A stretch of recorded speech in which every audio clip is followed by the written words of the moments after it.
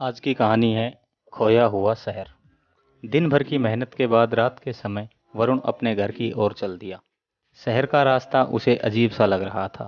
सिर्फ एक तेजी से चलने वाली हवा केवल बिल्कुल सुनसान रास्तों में बह रही थी। उसकी कड़कड़ाती हड्डियां आवाज कर रही थी, जैसे कि कोई उसका साथ देने का इंतजार कर रहा हो।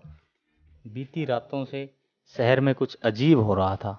लोगों की कहानियों में कहा जा रहा था कि रात के समय अजीब आवाजें आने लगी है और कुछ लोग गुम हो रहे हैं जब वे रात के समय बाहर जाते हैं। वरुण के दिल में भी डर की भावना थी, लेकिन वह उसे खुद से छिपा रहा था।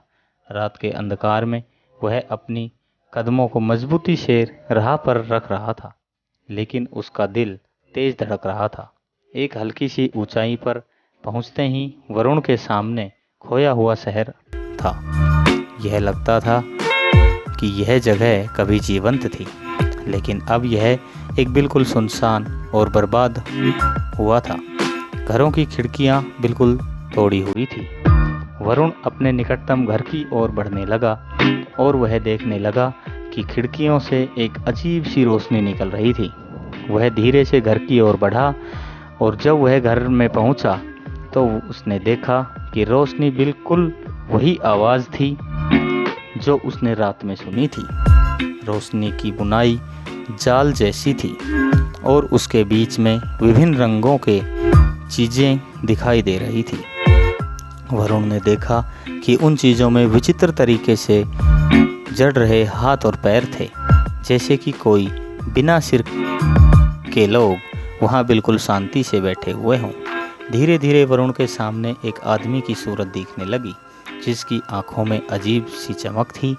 आदमी ने मुस्कुराते हुए कहा, क्या तुम भी खोए हुए हो?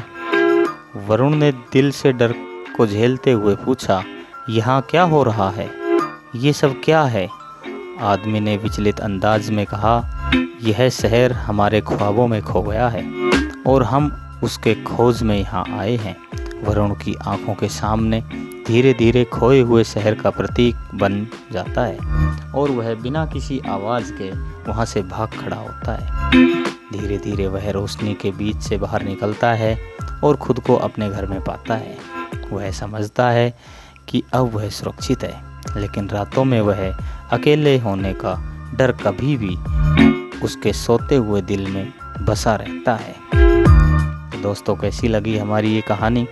अगर अच्छी लगी हो तो चैनल को सब्सक्राइब करें और कहानी को लाइक और शेयर ज़रूर करें। मिलते हैं इसी प्रकार की अगली कहानी में।